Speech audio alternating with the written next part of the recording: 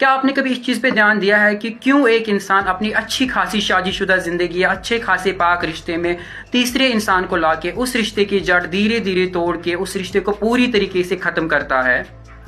आज मैं बात करने जा रहा हूँ एक्स्ट्रा मैरिटल अफेयर्स के बारे में। ये क्यों होते हैं, इनके क्या मेन रीजंस रहते हैं जिनसे स्टार्ट होते हैं।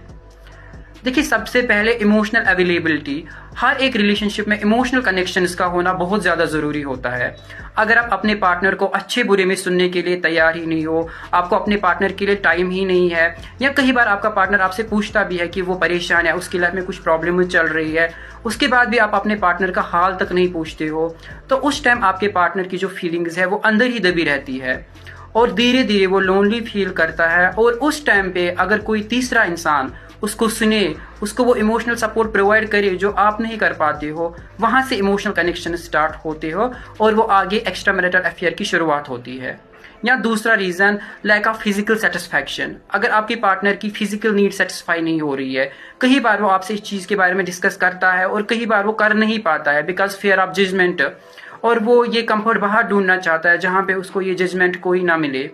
तो ये भी एक बड़ा रीज़न माना जाता है एक्स्ट्रा मैरिटल अफेयर्स के बारे में। या तीसरा रीज़न, जो कि अगर आपकी रिलेशनशिप में बार बार झगड़े हो रहे हो या आपके रिलेशनशिप में हर चीज़ को लेके कन्फ्लिक्ट्स हो रहे हो। देखिए, हर रिश्ते में छोटे छोटे झगड़े होते रहते हैं, लेकिन अगर आपके रिलेशनशिप में हर छोटी चीज़ को लेके झगड़े हो रहे हो, आपकी कोई ओपिनियन आपस में मैच नहीं हो रही हो, तो उस टाइम पे रिलेशनशिप इमोशनली अनसेफ होता है और इंसान उस सिचुएशन से भागने की कोशिश करता है, या तो फिर वो आगे एक्स्ट्रा मैरिटल अफेयर का रीज़न बनता है या तो डाइवोर्स का रीज़न बनता है।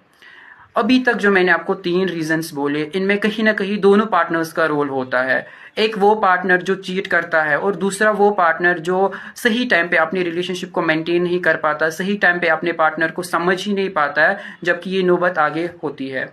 तो अब जो मैं आपको रीज़न बोलने जा रहा हूँ उसमें सिर्फ एक पार्टनर का रोल होता है जो चीट करता है, जो एक्स्ट्रा मैरिटल अफेयर्स में इन्वॉल्व होता है। देखिए, अगर आपका पार्टनर पहले से ही बैड इंटेंशन से रिलेशनशिप में आ रहा है, या वो रिलेशनशिप को लेके कमिटेड नहीं है, या जो उसकी एक्साइटमेंट लेवल है वो बहुत ज़्यादा हाई है, तो आप चाहे कितना भी कोशिश कर लो, कितना भी 100% अपने रिश्ते को दे दो, वो कहीं ना कहीं ऐसे सेटअप ज़रूर लेगा।